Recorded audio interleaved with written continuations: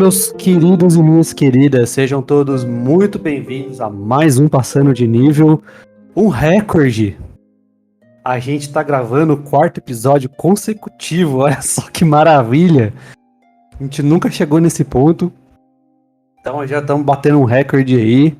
Vamos pro nosso episódio 13, a gente vai falar hoje de jogos indie de um modo geral, um tópico muito pedido aí nos feedbacks de vocês.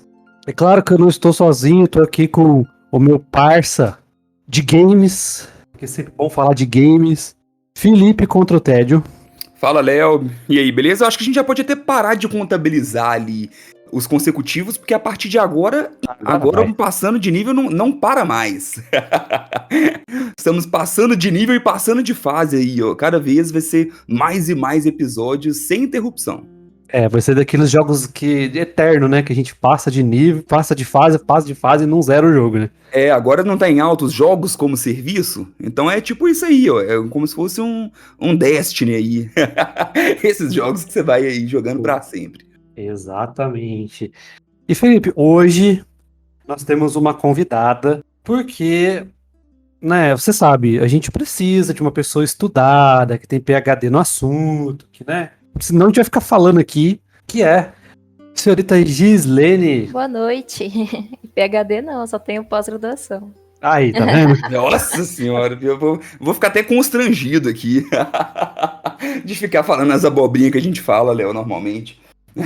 Pois é, então vocês verem que a gente chamou uma pessoa séria, né, finalmente, para participar com a gente. Mas antes de a gente começar, Gislene, por favor, fala do seu trabalho pra gente. Então, eu me chamo Gislene, eu sou jornalista, eu criei a Level Girls, que é o meu blog, que tem canal no YouTube, tem texto, tem em todas as redes sociais. Ele foi meu TCC de jornalismo, que eu falei sobre garotas nos jogos e também de jogos indies, de jogos com protagonistas femininas e tudo mais. Bem, então sigam aí @levelgirls no Instagram, acessem o blog dela, levelgirls.com.br. Também se inscrevam no canal Level Girls, lá é tudo mesmo nome, tudo certinho, só não tem erro. E sigam também @contra o tédio. Tem previsão pra voltar aí, Felipe, contra o tédio? Cara, tá corrido, né? Com a correria grande, até postei um stories lá só falando, gente, não larguem a minha mão, continuem seguindo aí que qualquer dia a gente volta. Então o podcast por enquanto tá parado e aí de volta e meia eu vou jogando conteúdo lá no stories mesmo. Mas em breve a gente volta. A gente tá no episódio 96, né? Não é possível que vai parar antes de chegar no 100. Não pode, não pode. Se você quiser saber também mais sobre RPG de mesa, me segue lá, na @nerdkit com 2 T's no final no Instagram e Nerdkit no YouTube. Faço vídeos aí 2 vezes por semana, tentando ensinar RPG, tentando falar de RPG de mesa aí. Então, quem tiver interesse. E também nos siga aqui, né? @multiverso.da.geek. Tamo com tudo. Vocês estão enjoados de ouvir a minha voz e a do Felipe, que a gente tá quase que o tempo todo aqui agora. Nos 2 podcasts, e eu também tô no Vox Machina. Estamos trabalhando bastante aí, então nos siga aí. Comenta com a gente, comenta aí temas que vocês querem ouvir aqui no Passando de Nível e nos outros podcasts também. Se você tiver alguma ideia e fala, quero comentar a minha ideia, manda e-mail pra gente. podcast@geekuniversal.com.br. Eu nunca aprendo isso, o Josimar fica me zoando.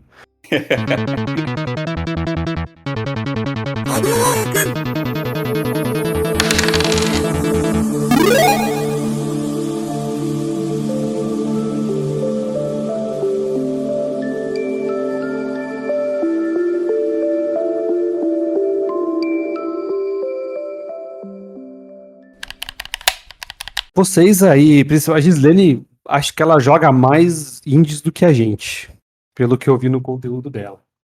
Gislene, como que você chegou nesses jogos indie, assim? Como que você pegou o gosto por esse tipo de jogo? Olha, atualmente eu acho que eu só jogo jogo indie. Ah lá. Eu sempre gostei de videogame, assim, desde a infância. Eu tenho 2 irmãos mais velhos, um que gosta muito de RPG, inclusive. E sempre teve consoles em casa, assim, mas aí eu não era tão apaixonada assim. Aí foi lá por 2015, mais ou menos, que meu namorado me apresentou a Steam. Um universo cheio de jogos indies. Acho que o primeiro que eu joguei foi Frambow. Aí depois disso eu criei a minha conta na Steam. E daí eu comecei a jogar tudo que eu via pela frente, que tinha mulheres principalmente. Porque eu sentia essa representatividade, sabe? Então foi mais ou menos assim que eu comecei nesse universo. Ah, que legal. E é uma representatividade que muitas vezes falta, né, nos AAA. Então é algo que a gente já teve um episódio aqui do Passando de Nível, que a gente falou um pouco sobre isso. E realmente, falando por esse lado, os jogos indie, eles, igual, ao mesmo tempo que aqui, quando fala de AAA, a gente fica pensando muito ali, poxa, quais que tem as protagonistas fortes antigamente. Agora, felizmente, isso tem evoluído muito. Mas nos indies sempre existiu, né? Assim, sempre existiu vários jogos onde tinha protagonistas femininas que se destacavam muito. Então realmente já é uma quebra grande aí. E muito mais do que ser protagonista feminina é ter alguma história por trás, né? Ela se tornar realmente alguma coisa importante. Porque eu acho que a primeira que eu vi foi a Chun-Li, só que assim, né, ela é muito sexualizada e tudo mais. Só que ali eu já senti uma representatividade, mas nos jogos indies eu percebo que tem toda uma narrativa, né, em volta, e isso me encanta demais. Você falou da Chun-Li, a gente até me lembrei do nosso podcast de Street Fighter, que a gente falou disso lá também.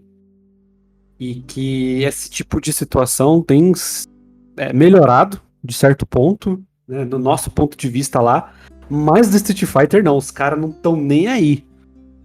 Até a Milena colocou uma calça, mas a Chun-Li não, né? Então os caras tem jogo que ainda eles não estão nem aí. Mas falando dessa parte do jogo feminino, de protagonistas femininas, eu acho que o grande motivador da indústria dos games são os jogos indie mesmo. Né? Porque pra mim, o que me trouxe dentro dos jogos indie foi justamente as ideias diferentes. A ousadia, né? Então os caras produzem coisas, tem desenvolvedor que desenvolve sozinho o jogo. E, cara, eu comecei, quer ver? Eu comecei com um jogo que chama Green Dawn. Ele é um jogo isométrico tipo Diablo. Mas ele é tão difícil quanto. Aí eu fui ver o jogando. Falei, nossa, que jogo da hora. Barato, né? Baratinho na Steam. Santa Steam, né? Que trouxe pra gente. Eu falei, caramba, quem que publicou isso, né? Foi Square, foi Konami, foi Capcom, quem que foi?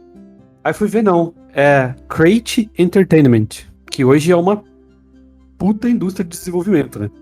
Mas os caras começaram bem lá embaixo, assim, com pouca gente. Eu acho que ainda tem pouca gente, mas a empresa é maior. E daí eu fui explorando, fui gostando, né? Eu adentrei nos simulators da vida, que é realmente muito bom. Tem um jogo. Putz, como que é o nome? Aquele que a gente lava a nave, tipo assim, o herói passa pela nave, mata todo mundo, fica aquele gore e a gente interpreta o personagem que lava tudo, lava o cenário. Puta, você lava o cenário. Eu acho que eu nunca vi. Eu vou achar. Mas eu tenho ele aqui, eu acho, deixa eu ver. Tenho. Enfim, eu entrei desse jogo e falei, caramba, olha as ideias do jogo, mano. E é um jogo muito bom, diga de passagem. Então foi assim que eu entrei. Assim, no mundo indie e jogo até hoje.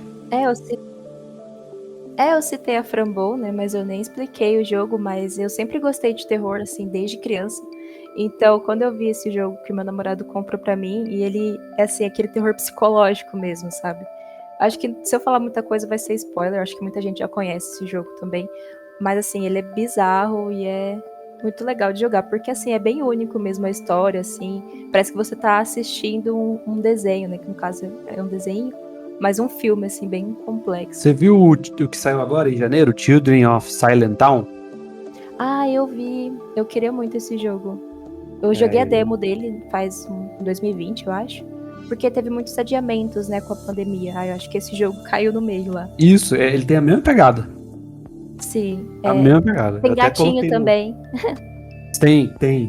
Ele eu até falei no nosso episódio anterior sobre ele, é um jogo muito bom.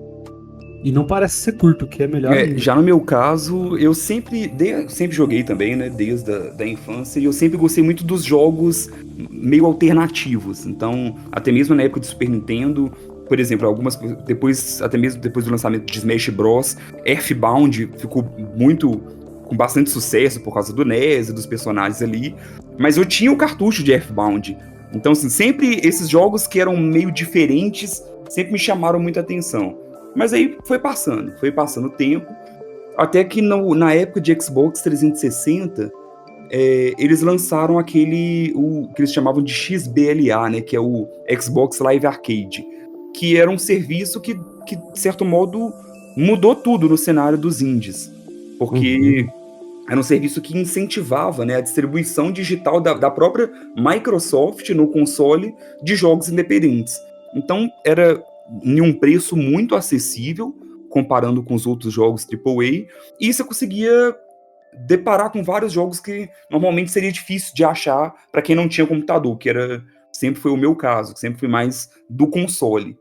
E aí pronto, e aí de lá eu conheci Limbo, eu conheci Castle Crashers, eu fui conhecendo vários, na época acho que eu até comprei na época uma coletânea do Xbox Live Arcade, que tinha Braid, Explosion Man e mais um, que eu acho que era o Limbo.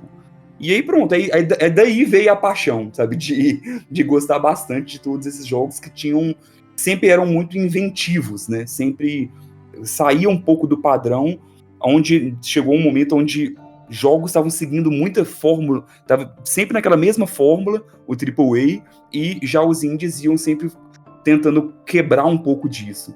Então isso que sempre me chamou muita atenção nesses jogos. Sim, inclusive eu tô mandando pra vocês aqui, ó, é o Visceral Cleanup.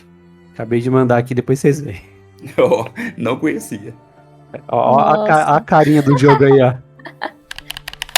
E, assim, a gente tá falando bastante dos nossos jogos aí, né, dos jogos que mais jogamos, dos nossos favoritos. Eu joguei bastante Outlast também, quando o Outlast era pequenininho, né, a empresa era pequenininha. Mas vocês consideram, como que vocês veem o mercado hoje? Vocês consideram, assim, que, tipo, é indie mesmo? Ou que as publishers, as AAAs, ou uma publisher mais cheia da bufunfa, tá começando a investir mais e não ser tanto indie quanto era, assim? Tipo, tá perdendo um pouco a essência? O que vocês acham de como está essa visão, assim, do indie como era antes e das publishers entrando e comprando algumas coisas? Tipo o Power Wash Simulator. Eu vejo que hoje em dia, assim, é até difícil da gente conseguir definir, né, assim, o conceito do que realmente é um jogo indie comparando com a ideia inicial. Porque inicialmente era muito sobre essa questão até mesmo de distribuição, né? De não ter uma grande produtora por trás e nem tanto uma distribuidora em si. Mas isso foi meio que mudando aos poucos. Então, volta e meia eu vejo até debates sobre isso. Poxa, será que esse jogo é indie mesmo ou não é? Sabe, só porque tá bom, ele tá sendo distribuído, vamos pegar aí tem um que chama Child of Light, foi distribuído pela EA, se não me falha a memória. Ubisoft, perdão. Que é um selo da Ubisoft Canadá, eu acho, um selo diferente da Ubisoft. Ele tem toda uma pegada indie, mas ele tá sendo distribuído pela Ubisoft. E aí? Sabe, ou como que é? Só pelo jeito do jogo eu posso considerar ele indie, pela forma de distribuição eu posso considerar ou não. Então fica muito difícil isso, né? Até igual a gente teve um pouco desse debate no episódio do TGA mesmo, porque eu falei, poxa, me incomoda um pouco que foi o caso do Stray. Eu falei, pô, o Stray ganhar como jogo indie tem hora que legal, mas ao mesmo tempo eu fico, pô, mas o quão indie realmente esse jogo é, sabe? Até algumas pessoas usam um termo que eu não gosto muito, tem os AAA, que são os III, né? Que são os indies que são grandes demais, sabe? E aí agora a gente tem até mesmo algumas grandes publishers, né, por trás também, que a gente tem aí a Devolver, que é enorme, e que sempre tem jogos muito diferentes e legais, temos a Annapurna, que é incrível também, mas que ainda assim ficam ainda muito na essência do indie, mas em outras vezes, outras não. Então, por exemplo, igual você falou aí, sei lá, a Square pega um jogo e faz uma pegada que o estilo do jogo lembra um jogo indie. A gente considera como indie mesmo sendo a Square lançando? Sabe, não sei. Talvez a Gislene pode até ajudar a gente mais nessa definição. Como é o caso do Life is Strange, né? Todo mundo fala que é o indie, mas é da Square Enix, né? Exatamente. É difícil a gente falar assim, né? Mas acaba pelo preço também, né? A gente relaciona os indies com um preço acessível. E tipo, True Colors do Life is Strange, por exemplo, saindo a R$300, que é o preço de um jogo da Nintendo, né, para computador. Então é bem complexo isso mesmo de jogos indies, se são indies, se não são. O meu jogo favorito, por exemplo, é Oxenfree, não sei se vocês conhecem. Por causa do Game Pass ele ficou muito famoso, né? Eu joguei ele na Steam na época. E o estúdio, que é o Night School Studio, foi comprado pela Netflix. E o segundo jogo vai ser feito pela Netflix. Né? Então fica essa questão, ainda vai ser um jogo indie. Pois é. É o meu jogo mais esperado desse ano, porque ele foi adiado também, mas aí tá previsto para chegar em 2023, que é o Oxenfree 2, Lost Signals. Mas é indie, né? Não deixa de ser indie, mas é pela Netflix. Exatamente. E assim, ao mesmo tempo a gente torce realmente, né, para que eles... A gente pode falar tem um grande clássico aí, que é o próprio Minecraft, sabe? Que era um mini estúdio que hoje em dia é da Microsoft. Compõe a Microsoft ali, então tem todo um aporte financeiro muito diferenciado. Então eu já não consigo enxergar o Minecraft como indie mais. Mas ainda assim, se for pegar da origem ali, pode ser que acabe acontecendo isso com uma frequência maior. E o problema é que assim, a gente vive um momento de mercado de games onde tá todo mundo comprando todo mundo. Então, se a gente for parar para pensar, assim, a maioria dos estúdios realmente vai acabar fazendo parte de um conglomerado de empresas ali. Então, a questão é se realmente vai conseguir manter a essência, que seja a essência de narrativa e de estilo de jogo. Então, por exemplo, se eu for pegar um jogo da Annapurna, ele tem um certo selo de qualidade ali que não mudou, sabe? Não só de qualidade em si, mas de assinatura mesmo, sabe? Características em si. Então, acho que eles conseguirem não mudar, mesmo sendo comprados e mesmo não tendo toda essa dificuldade que normalmente um jogo indie tem para poder sair e ser lançado. O único ponto de vista negativo, né, sobre isso é se por acaso eles começarem a... Porque, pra mim, a graça do indie é justamente a ousadia. Os caras pegam estilos de jogos e simplesmente lança, né, a gente viu um monte de jogo bizarro aí, de terror aí, pô, Choo Charlie, pelo amor de Deus, que delícia de jogo, cara. Se não tivesse, vamos supor que o Choo Charlie tá sendo desenvolvido por uma empresa indie, e aí chega uma AAA e pega, sei lá, uma Ubisoft da vida e pega. Aí o cara vai, não, quero lançar o Choo Charlie. Mas a Ubisoft vai falar, não, isso não vai dar certo, não vou publicar não. Então, o meu grande problema, pra mim, as AAAs podem pegar e investir nos caras, porque os caras merecem, os desenvolvedoras merecem. Só que o problema é começar a segurar a ideia. Imagina, por exemplo, vamos pegar o Oxenfree. Oxenfree, cara, incrível, de tempo e espaço, que eu achei da primeira vez que eu tinha zerado o jogo e de repente me deu um boom na cabeça que na verdade eu só voltei no tempo e o jogo recomeçou, sabe? O jogo continuou, quer dizer. Tá sendo feito pela Netflix. Será que os caras vão limitar a ideia? Será que os caras vão deixar a desenvolvedora desenvolver com liberdade? Esse é o meu grande problema.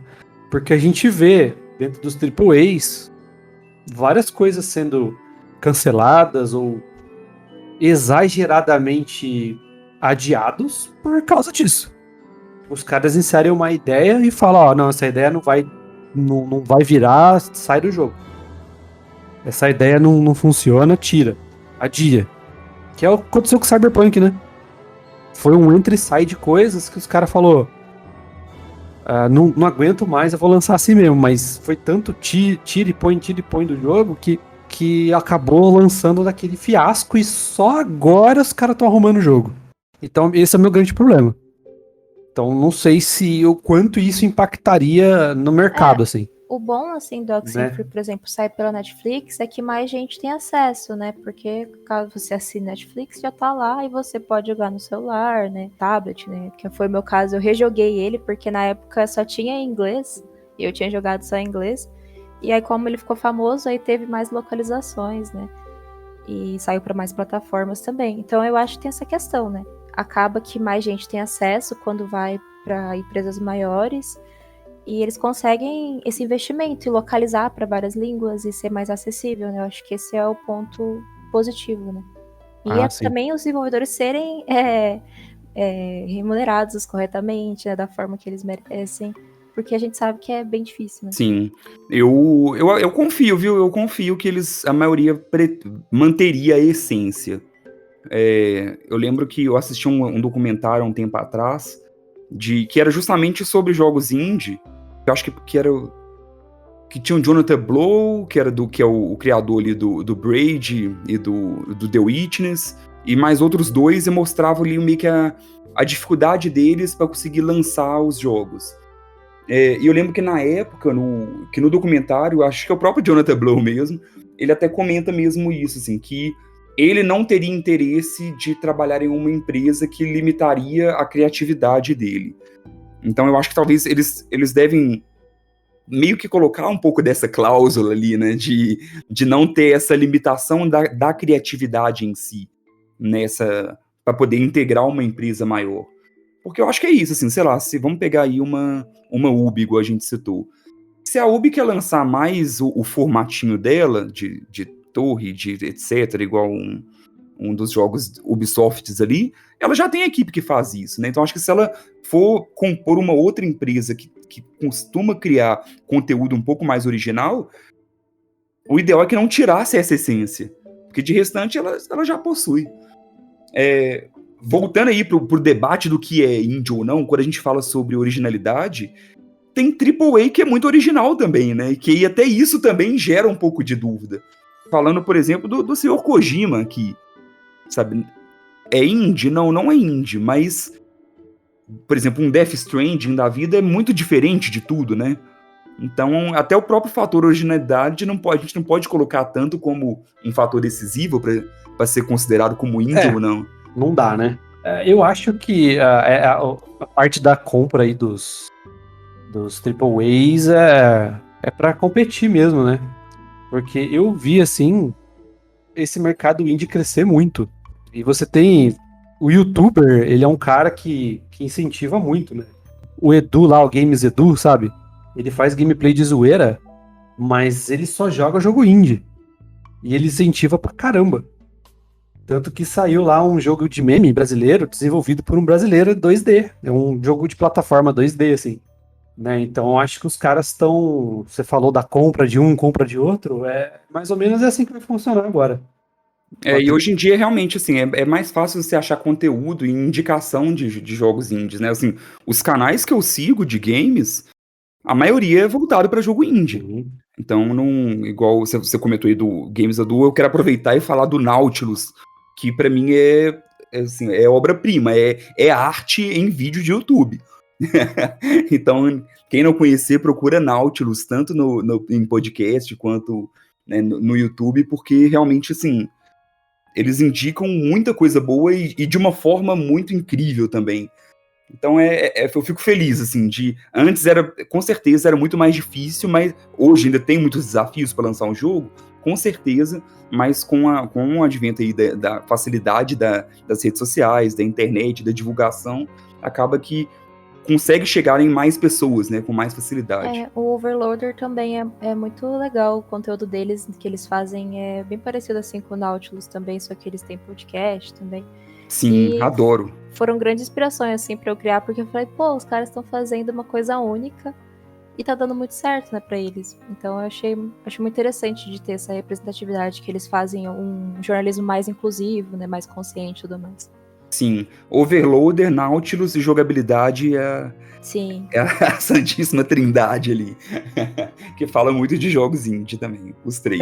Inclusive, aquele jogo que você falou no seu canal, o Entre as Estrelas, cara, se ele der certo, pode ter certeza que vai ter um monte de gente querendo comprar o jogo dos caras. Já financiou, já tá com 121%.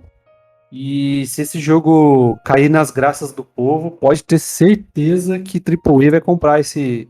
Ou uma desenvolvedora grande, tipo a Focus, por exemplo, tal. Sega, pode comprar esse jogo aí. A Split Studio é um estúdio, assim, muito incrível na questão de animações, né? Então, a gente pode perceber lá que ele é único, né? E traz toda essa questão do brasileiro, do Pantanal. Então, é muito interessante. O Castanhari fez um vídeo, publicou, na verdade, o trailer deles no canal dele. Então, eu acredito que vai bombar muito ainda esse jogo. É muito interessante o que eles pretendem trazer. Eu vi, a história parece ser bem aprofundada. É um jogo de jeito que eu gosto também, diga-se de passagem. Então, eu sou meio suspeito pra falar, não vou ficar puxando o saco, mas... Você viu, Felipe? Não vi. Então, deixa eu jogar o link do Catarse aqui pra você ver. Ele é um jogo de um estúdio de animação, né, que nem ela falou. Mas o combate, assim, vai ser um jogo de plataforma e tal, mas tem um esquema de combate e de stealth que lembra muito aquele jogo da Ubisoft da Primeira Guerra Mundial lá. O Valiant Hearts. Isso. Na parte do stealth, mas na parte do combate é um negócio assim... Cara, uma animação incrível. Você tem que ver. Então eu acho que esse jogo vai ser comprado. Eles falaram que é inspirado a jogabilidade, eu acho que no Limbo, no Ori, assim, jogos bem difíceis. Ah, que legal. Eu acho difícil, né, mas... o Catarse é muito importante para jogos indies também, né? Eu sempre tô lá olhando o que tem de novo e apoiando o que eu posso. O Punho de Repúdio, por exemplo, eu apoiei por lá. Tem os Asleep também, que é o estúdio brasileiro. Então são jogos, assim, muito interessantes que estavam no Catarse e conseguiram ser financiados, né? Então esse Entre as Estrelas é mais um que conseguiu ser financiado. Então quer dizer que a gente consegue financiar esses jogos aqui no Brasil para cada vez ter mais representatividade brasileira, né? E a desenvolvedora que não é comprada? Né? A gente vê aí, os caras dependem de financiamento coletivo, muitos vão na cara e na coragem. Eu não sei se vocês conhecem algum desenvolvedor ou desenvolvedora indie, mas na visão de vocês, assim, qual que é a dificuldade que essas desenvolvedoras ainda têm para lançar os seus jogos? Eu sei que a comunidade da Steam é uma comunidade que incentiva bastante. Dificilmente um jogo não passa na Greenlight lá para os caras abrirem a página para poder o cara vender o jogo dele, né? Mas eu sei que tem muitos que têm dificuldade. Tem aquele coreano que fez o Edge of Destiny, que ele fez sozinho o jogo. Sei lá, 6 anos, 7 anos fazendo o jogo. E hoje o jogo já tá comprado, já tá... Uma outra equipe de desenvolvedores já tá com ele e tudo, mas ele teve muita dificuldade para fazer. E na visão de vocês, qual que é a dificuldade que esses desenvolvedores, principalmente os que desenvolvem sozinho, têm para lançar os jogos, finalizar, enfim, fora o dinheiro, né, que é sempre um... Eu acho que são vários desafios, né? Você falou do custo, né, desenvolvimento. Para lançar um jogo na Steam, você tem que ter o valor lá também, tem que estar pagando. Tem, tipo, parcerias, né? Você tem que estar buscando marketing, né? Você tem que ter essa questão para você conseguir o seu jogo bombar, né? Acho que são vários desafios. O brasileiro tem mais desafio ainda. Mas ainda tem essa questão, né, do inglês. O jogo sempre tem que ter inglês para mais pessoas conseguirem jogar. São vários desafios. Sim, até mesmo falando aqui do Brasil em si, né? Eu já fiz uma coisa que eu nem comentei com você, nem sei se você já sabe, Léo, e a nossa audiência aqui também. Eu cursei pelo menos parte do curso de programação de jogos digitais, mas até uns 10 anos atrás. E o cenário era muito diferente do cenário que é hoje. E na época eu vi isso muito, assim, tava meio que quando eu comecei a fazer o curso, aqui pelo menos em Belo Horizonte, o curso era a segunda turma, tava começando ainda. E aí eu via que era algo que tava meio embrionário demais. Hoje em dia já é diferente, a gente tem a Abra Games aqui, né, que cuida ali, de certo modo, da parte de games aqui, da Agência Brasileira de Games ali no geral. Mas ainda assim acho que falta muito, sabe? Falta incentivo, falta muita coisa para poder auxiliar, falando mais do lado Brasil aqui.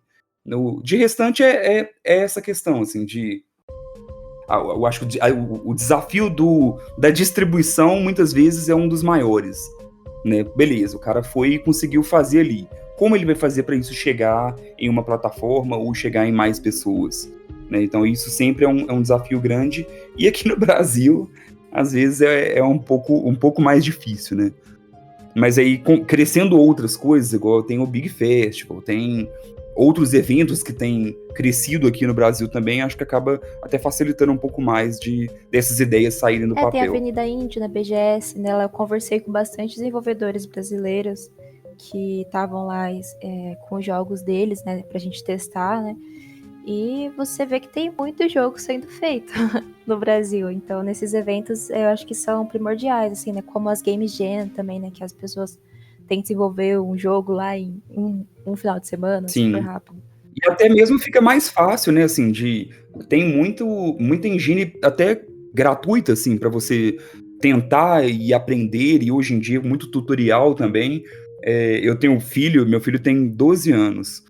Ele já fez uns 3 jogos, assim, jogos muito simplesinhos, mas cada um ele fica tentando engines diferentes, e ele vai tentando replicar, vai vendo alguns vídeos, e eu fico, poxa, sabe, até isso eu já vejo que, pô, que legal, na minha época, quando eu tava fazendo o curso, parece que era tão mais difícil, sabe, de ter acesso a esse tipo de coisa, comparando com hoje. Léo já deve ter brincado muito aí no RPG Maker, há muitos anos atrás, então... Já.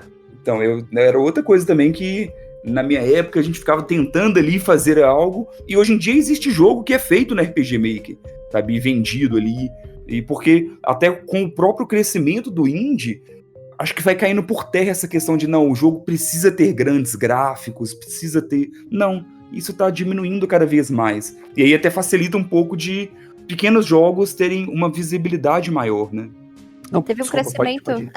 Eu ia falar dos jogos pixel art, né? Que teve um crescimento, acho que nos últimos anos teve muitos jogos sendo feitos. E assim, eu particularmente sou apaixonada desse tipo de gráfico.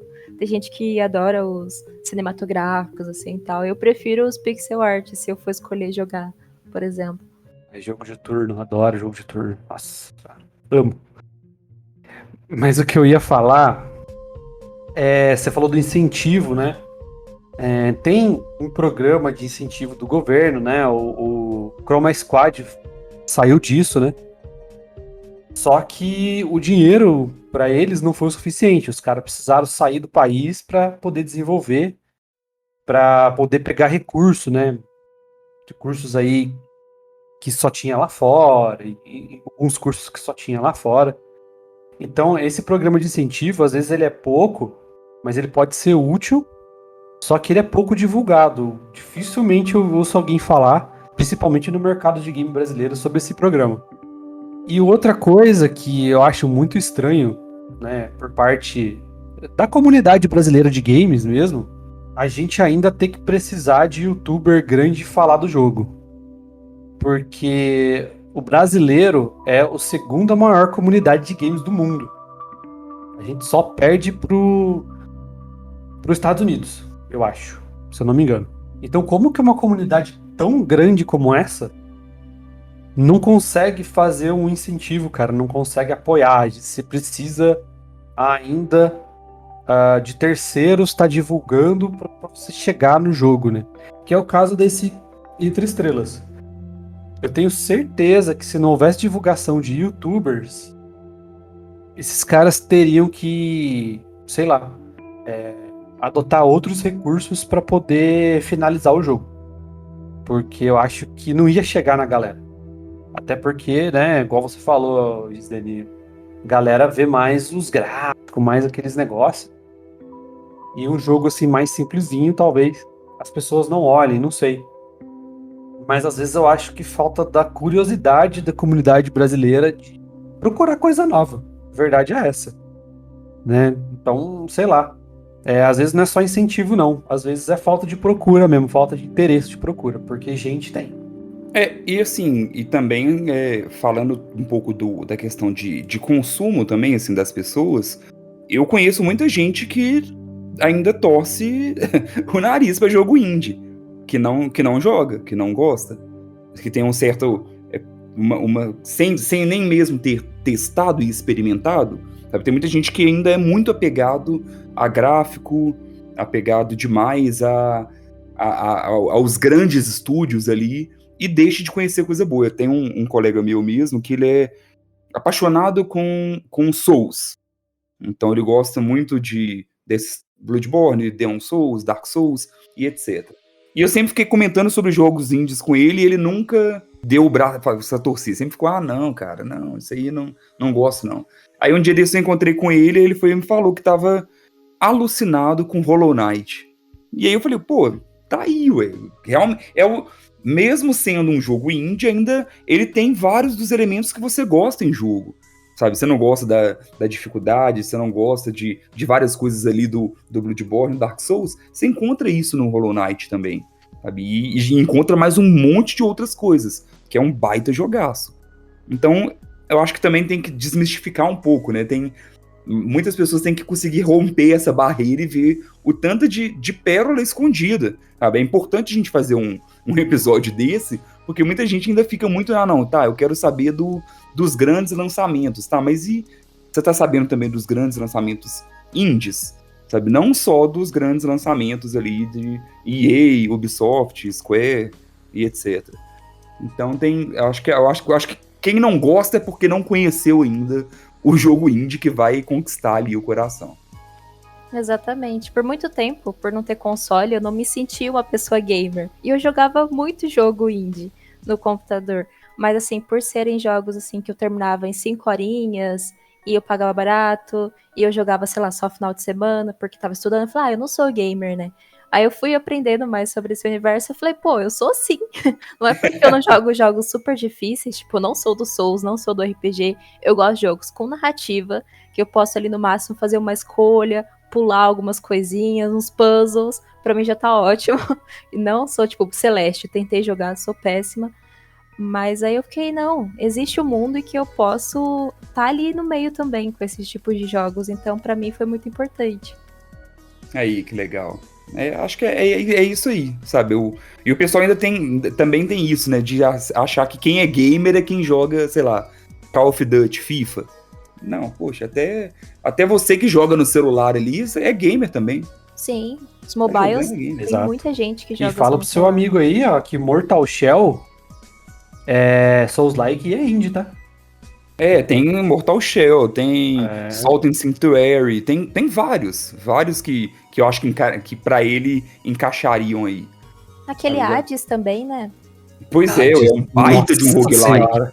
Um roguelike incrível. E um dos melhores jogos que eu já joguei. Então, tem muita coisa boa.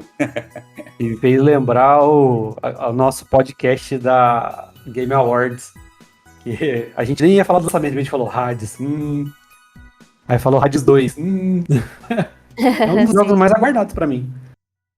Ele não tem data ainda, mas puta, Hades é Hades, cara. Nossa, gosto demais. E Gislene, uma outra coisa também que você falou que pra mim é super importante é a questão da duração. Eu confesso que atualmente eu não tô aguentando jogo de 100 horas, não. Jogo de 70 horas, 30, 40, 50, não. Um jogo de 5 horas tá ótimo. me dando uma boa experiência ali, mesmo sendo mais curto, sabe? Ótimo também. Então, eu acho que tudo isso são vantagens ali dos jogos indie. Eu já prefiro um pouquinho mais longo. Gosto de, sei lá, não precisa ser 120 horas, 400 horas, como é o Persona 5.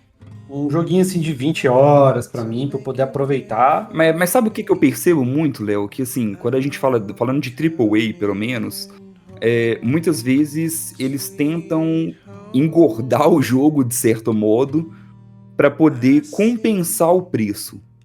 Então, Encher a sei linguiça, lá, né? vai pagar um jogo de R$ 350 ali. E aí, por isso, tem hora que você consegue ver que, poxa, ele tá se estendendo mais do que deveria. E esse jogo seria melhor se ele fosse um pouco menor, sabe? Isso, principalmente quando se trata de mundo aberto, né? Então, no mundo aberto, a gente vê que, felizmente, tem melhorado muito, tem aparecido alguns mundos abertos mais originais, mas antigamente era muito. Não, o jogo é longo, mas tá. Ele é longo porque tem muita coisa diferente mesmo ou não? É só porque tá enchendo linguiça ali de alguma forma. Então é por isso que eu vejo que o indie talvez ele não tem tanta essa preocupação, sabe? Já que, até mesmo por essa questão de preço. Então tem gente que questiona, pô, peraí, eu comprei um jogo de R$ 350 e joguei por poucas horas, igual falando de um AAA aqui do Resident Evil 3 Remake, muita gente critica ele pela duração, e não por outras coisas, pelas trocas, etc. Mas, pô, é um jogo caro e curto. Então, será que era pra ser assim? Será que era pra ser assim mesmo? Será que na hora que eu for fazer, falando de cinema, então, uma outra arte, eu tenho que fazer pensando em aumentar a duração do filme? Sabe? Isso não vai mudar o que eu queria mostrar ali pro meu público, não?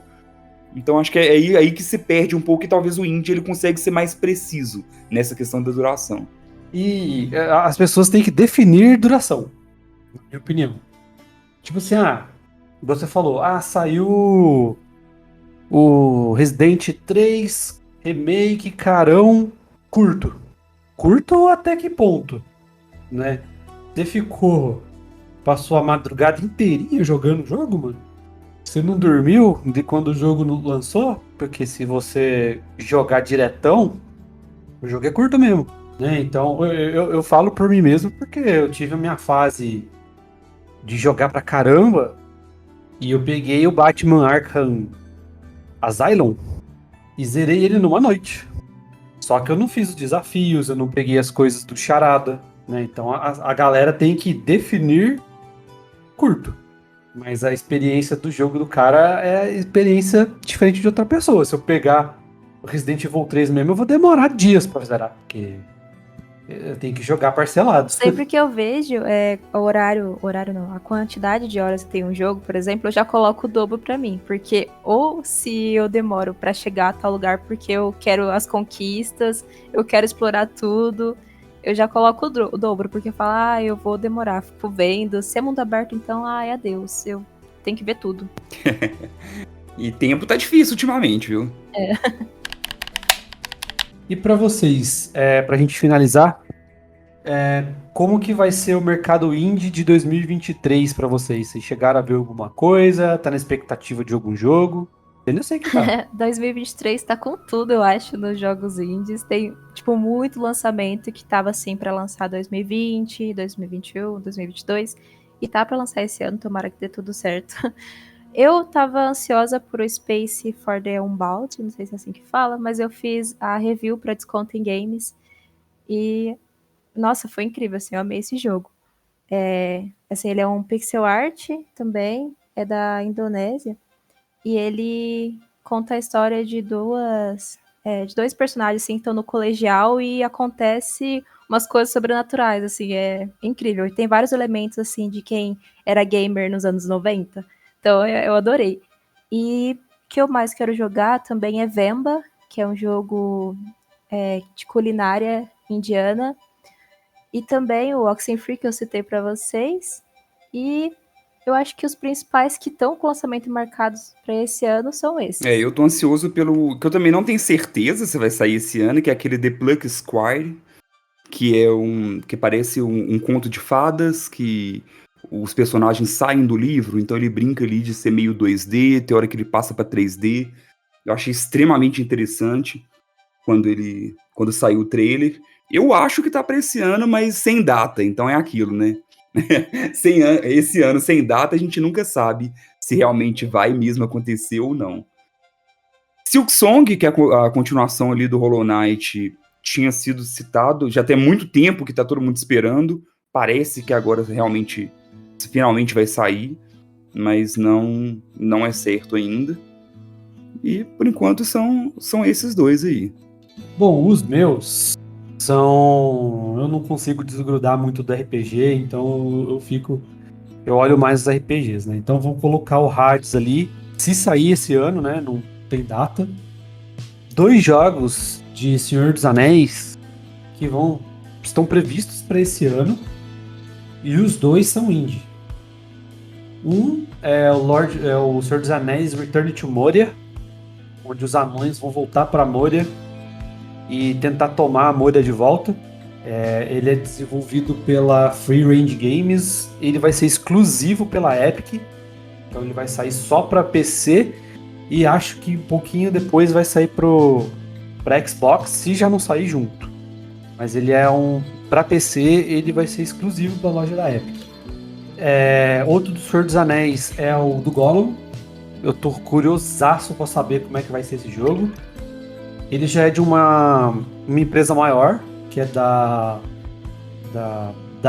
Daedalic Entertainment, que vai ser desenvolvida e distribuída por essa empresa, que vai ser um jogo stealth não sei qual era que vai pegar, se vai pegar a era do Hobbit ou se vai pegar mais pra frente ali dos acontecimentos do Senhor dos Anéis, eu não sei. Mas tá aí, vai ser um jogo stealth, vamos ver o que acontece. E o Gollum tem mais cabelo do que eu imaginava nesse jogo. E por último, é um jogo que talvez saia entre março e abril, que chama Sea of Stars. Não, esse daí... Esse é o Chrono Trigger da geração atual, né? Isso, ele vai ser desenvolvido e distribuído pela Sabotage Studios, que é o mesmo do The Messenger, daquele joguinho Adoro, do Ninja. inclusive. E ele está sendo supervisionado não, ele está tendo a composição de música do Yasunori Mitsuda, que é o mesmo do Chrono Trigger. E o jogo é combado, igual do Chrono Trigger, assim, de combinação de poderes e tudo mais. Não é só... É uma batalha de turno, mas não é só a posição de inimigo do lado, heróis do outro. Não, é a posição em volta, assim, né? Os inimigos podem cercar os heróis, e os heróis podem cercar os inimigos. Então, é igualzinho Chrono Trigger, assim. Então, eu tô bem animado pra esse jogo aí. Não, a arte dele é bonita demais, viu? Isso aí eu também quero muito jogar. Mas eu não sabia que ele tava pra sair nesse semestre, não. Bom demais. A previsão, né? Mas você sabe como funcionam nossas gloriosas datas de lançamento de jogos, né, cara? Star Wars tá aí pra provar. Falando nisso, não sei se eu tô te cortando, mas eu verifiquei aqui um jogo que eu tava de olho, que é de um desenvolvedor, que tá fazendo o jogo sozinho, é o Fábio, e ele é brasileiro. É o Cambulim, tá marcado pra julho de 2023. Ele é de aventura e plataforma, assim, em pixel art também. Vale a pena dar uma olhadinha também. Vamos lá, 2 dicas adicionais então. Primeiro, eu já faço muita propaganda aqui, né? E falando mais uma vez do Game Pass. Tem muito jogo bom no Game Pass, muito jogo indie bom no Game Pass, que vale a pena experimentar. Então, por exemplo, você citou aí o The Messenger, eu zerei The Messenger no Game Pass. Sabe, vários e vários eu tô jogando Vampire Survivors no Game Pass. Vários eu jogo por lá. E aí tem isso ainda, assim, de... Até mesmo aproveitando o cloud ali que tem no Game Pass, né? Se jogar pela nuvem, você consegue jogar, e nem que seja pra você ver como é que o jogo funciona. Olha a mecânica, vê se a mecânica te agrada ou não.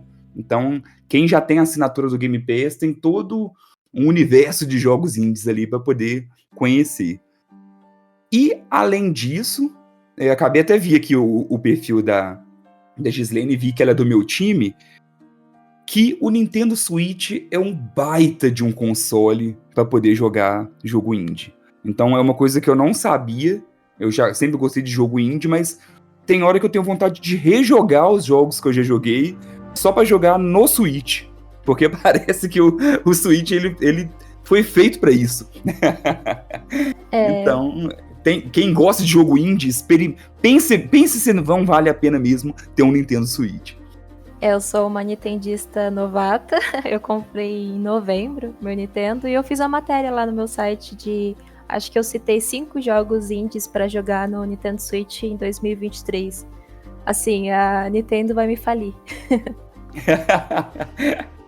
E normalmente, assim, os preços da Nintendo são muito altos, mas para jogos indie, nem tanto, né? Então tem alguns jogos que vale a pena mesmo, quem tem um Switch ali e quer jogar, dá para jogar um... Stardew Valley tem promoção direto, tem vários jogos que ficam em promoção direto. Sim. E a Epic, né, cara? A loja da Epic, toda quinta-feira tem um jogo de graça. E 90% dos jogos que eles dão aí. Pra finalizar, Léo, a gente podia também fazer uma rodada de indicação aqui, rapidinho. Cada um indicar uns 3 dos favoritos aí. Pelo menos que tá lembrando aí de cabeça, rapidinho. Primeiro, um jogo totalmente pixelado e difícil pra caramba, que é o Hyper Light Drifter. É um jogo dificiaço, aço mesmo. Mas eu gosto. Eu vou colocar aqui Knights of Pen and Paper. O 2, né? Pode escolher aí um ou 2. O 1 já tá de graça pra mobile já também. É um jogo brasileiro de RPG de mesa. Então tá lá o mestre, tá narrando e fica 5 cadeirinhas assim atrás da mesa. E você começa com um jogador, você escolhe a classe que você quer e depois, conforme você vai andando no jogo, você vai achando as outras classes. Ou você pode começar com 5 logo de uma vez, ou com 3, né? Dependendo do qual Knights of Pen and Paper que você escolher. E vai jogando. Pra mim, é prato cheio. É RPG de mesa, dentro de um videogame, pra mim, é prato cheio. E é interessante porque você joga com personagens que estão jogando RPG. Então tem toda uma metalinguagem ali. O jogo é extremamente divertido, né? É localizado, né? Ele é BR, então tem muita piada pra gente também. Muito bom. Sim. E por último, deixa eu ver se ele é. Deixa eu confirmar se ele é indie. Ele é indie. Que é o Hero Siege. Ele é um jogo Headlash, pixelado. Que você. Ele pra quem tá jogando no mobile, ele lembra bastante o Vampire Survivor. Mas a diferença é que nesse daqui, né, por você jogar em PC ou console, você vai detonar ali o botão, né? É quadrado, é X, é A, B, tempão, apertando, soltando magia, dando porrada o tempo todo. E é um jogo que eu gosto, é um jogo desafiador pra caramba, né? É um hack and slash roguelike aí, você vai passando, vai upando seus personagens, vai comprando seus novos personagens com o dinheiro do jogo, ou você pode comprar itens com o dinheiro do jogo, você upou um personagem só, você que escolhe a sua gameplay. É um jogo que eu gosto bastante, ele é velho já, ele é de 2014, mas eu gosto muito, muito desse jogo. Sempre que dá, eu jogo um pouquinho. São esses 3 que eu vou indicar. Eu acho que, assim, eu sou viciada em jogos bonitos, que tem trilha sonora muito boa, então eu vou começar indicando um jogo que eu acho que muita gente conhece, que é Gris, que pra mim é um jogo, assim, muito profundo, bonito, e tem uma história que não precisa de falas, não precisa de fala nenhuma pra te passar todo o sentimento de tristeza, de uma experiência difícil, dolorosa. É um jogo, assim, não é tão difícil, né? Tem alguns puzzles ali, mas eu acho que a história dele é perfeita. O segundo é Go Home. Eu não sou muito fã de jogos em primeira pessoa, mas eu gosto muito desse. Ele é a história de uma menina que chega em casa e a casa tá vazia, então passa aquela sensação de jogo de terror. Só que ele tem um plot twist que não tem nada a ver de jogo de terror. E ele, assim, tem exploração. Eu adoro essas coisas que você pode ficar vendo pela casa, abrindo todas as gavetas, caçando cartas, essas coisas. É bem interessante. Sim, é legal porque eu já joguei também o Go Home. E é um walking simulator, né? Você vai andando pela casa ali e a história ela é contada de acordo com o que você vai descobrindo, quase que junto com a personagem, Isso. né? Então isso é muito interessante, você vai descobrindo e explorando cada um dos cômodos ali, bem legal. E por último, When the Past is Around, bem grandão o nome dele. Ele é um puzzle de point and click que também fala de amor, de despedida, e tem essa questão da música que eu gosto muito. Ele é muito fofinho, eu chorei muito jogando ele durante a pandemia, acho que ele lançou em 2020 mesmo. E a arte dele também é muito bonita. Então acho que são esses, eu falei de Oxenfree, né, que é meu jogo favorito, mas resolvi citar outros 3. Boa. Bom, no meu caso, então, eu já falei aqui algumas vezes da Annapurna, então vou indicar What Remains of Edith Finch, que foi um jogo que, pra mim, é uma obra de arte, me pegou muito de surpresa. Ele também tem uma pegada bem Walking Simulator.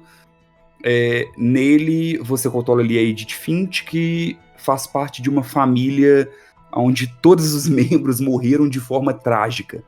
E aí ela tá retomando essa casa para tentar entender um pouco dessas histórias da família dela.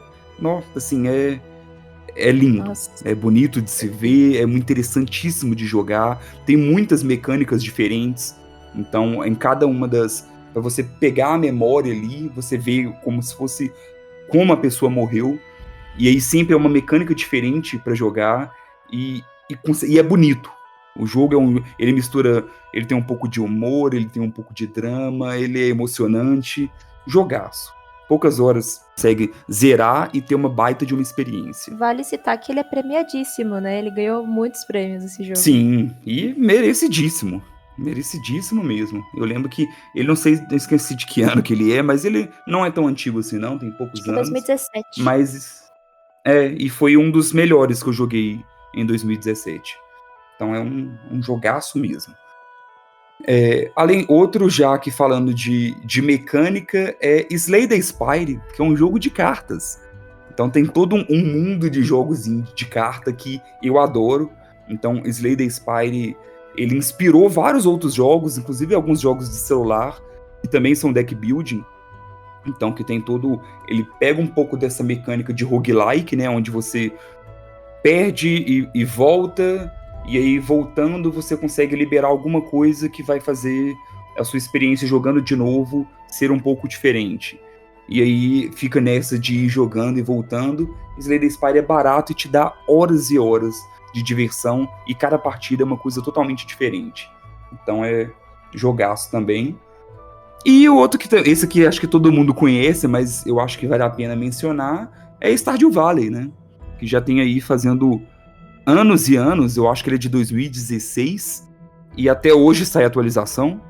Até hoje, o Eric Baroni ali, que é a pessoa que desenvolve ele também é um dos jogos desenvolvidos ali por uma pessoa, cuida do jogo até hoje. Então, ele tá em outro jogo aí, em processo de lançamento também, mas ele nunca larga ali a mão do Stardew Valley, tá sempre lançando alguma coisa nova, fazendo alguma enquete para lançar alguma árvore frutífera diferente. E para quem é lá da época de jogar Harvest Moon, de jogar jogos ali de gerenciamento, jogo de fazendinha, Stardew Valley é um prato cheio.